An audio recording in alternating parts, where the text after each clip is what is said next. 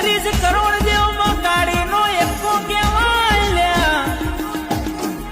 મારી મેલડી 1300 તાવા જમનારી મારી મેલડી 1252 ના ભેડું રમનારી સાલ્યા મારી મેલડી તો મુસલમાન ના ભેડી તાજિયા ખેલાલ્યા મન મેલડી ના કોઈના બાપે દૂધ પીવડાવી મોટી કરી નહીં લ્યા મન મેલડી ના કોઈના બાપની પડી નહીં લ્યા